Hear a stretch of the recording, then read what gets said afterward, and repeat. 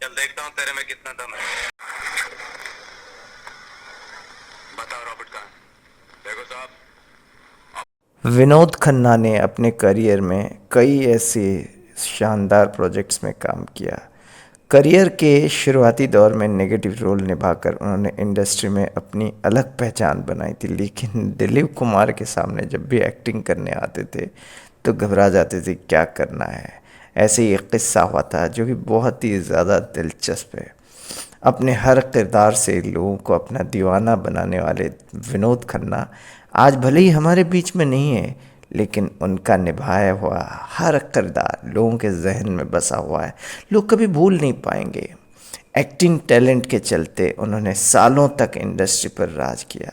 Talented actor तो थे ही, ख़ास तौर पे सीरियस रोल में, लेकिन दिलीप कुमार के सामने आते ही वो घबरा जाते थे और ऐसे घबराते थे कि सेट छोड़ के उनको भागना पड़ा था। हिंदी सिनेमा के दिवंगत सुपरस्टार राजेश खन्ना के साथ उन्होंने काम किया था।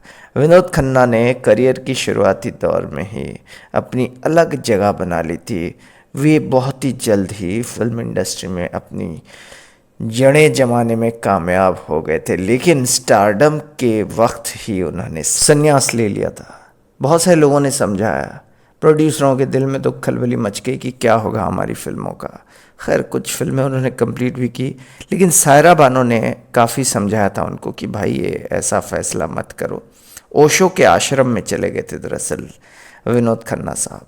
उनके साथ जाके वहाँ पे गार्डनिंग वगैरह की, काफ़ी काम किया। अमेरिका भी चले गए थे। 5 से 7 साल तक इंडस्ट्री से गायब हो गए थे। कोई भी असाइनमेंट नहीं उठाया विनोद खन्ना ने। सायरा बानो की एक भी नहीं सुनी विनोद खन्ना साहब ने।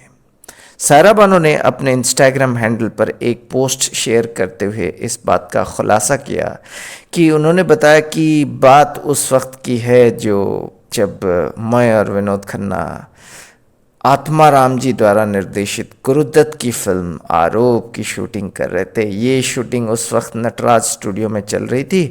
उसी दौरान दिलीप साहब हवाई अड्डे की ओर जा रहे थे और मैंने उनसे दिल्ली की फ़्लाइट से पहले स्टूडियो में रुकने के लिए और मिलने जाने की गुजारिश की थी, लेकिन उनके आने से पहले ही विनोद खन्ना शूटिंग छोड़ के सेट से गायब हो गए थे। सेट से गायब हो गए थे। दिलीप साहब को देखते ही घबरा जाते थे एक्टर विनोद खन्ना साहब। सारा ने बताया कि दिलीप कुमार के सामने विनोद खन्ना के पांव कांपने लगते थे और उन्होंने अपने नोट में बताया कि जैसे ही साहिब सेट पर पहुंचे विनोद अचानक गायब हो गए थे। साहिब अंदर आए और मैंने देखा कि विनोद कहीं गायब हो चुके हैं। ये देखने के बाद आत्माराम जी ने असिस्टेंट को उन्हें ढूंढने के लिए कहा, भेजा कि जाओ भाई विनोद खन्ना साहब को लेके आओ, दिलीप साहब के साथ मुलाकात भी हो जाएगी, इतने बड़े स्टार हैं, एक्टर हैं, कुछ सीख लेगा। जब तक वो सेट पर आए दिलीप साहब जा चुके थे। मैंने पूछा, यानी कि सायरा बानो जी ने, कि तुम कहाँ गायब हो गए थे विनोद। विनोद ने मुस्कुराते हुए बताया कि आपको क्या लगता है कि जब दिलीप साहब, the master of acting, the Kohinoor of Indian cinema, master of method acting, वो आएंगे और वो मेरी एक्टिंग के बारे में कुछ पूछेंगे तो मैं क्या जवाब दे सकता हूँ। इतने बड़े एक्टर के सामने, अभिनय सम्राट के सामने क्या मैं एक्टिंग कर सकता हूँ। इसीलिए मैं घबराहट के मारे, पहले तो मेरी टांगें जो हैं कांप रही थी और मैं घबराहट के मारे भाग गया उधर से। ये दिलीप साहब के बारे में ख्याल है, अंदाज़े बयां जो है विनोद खन्ना साहब का। Respect for Dilip Kumar.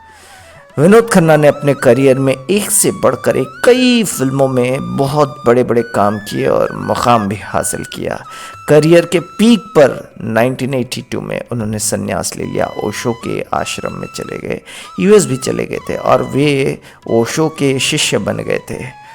1987 में वापस आते हैं, बहुत सारी फिल्मों में काम करते हैं, लेकिन उनके पारिवारिक जीवन में बहुत उथल पुथल मच गई थी। कुछ ऐसी बातें हुई थी अमेरिका के अंदर ओशो के आश्रम में। खैर जो भी हुआ, लेकिन दूसरी शादी भी उन्होंने की थी 44 की एज में कविता जी से। ये भी एक बहुत बड़ी कामयाबी है। विनोद खन्ना साहब एक डैशिंग एक्टर हुआ करते थे वाकई में, और बहुत ही हैंडसम, और फिटनेस का एक पैमाना बनाया था, एक स्टैंडर्ड सेट किया था उस ज़माने में विनोद खन्ना ने।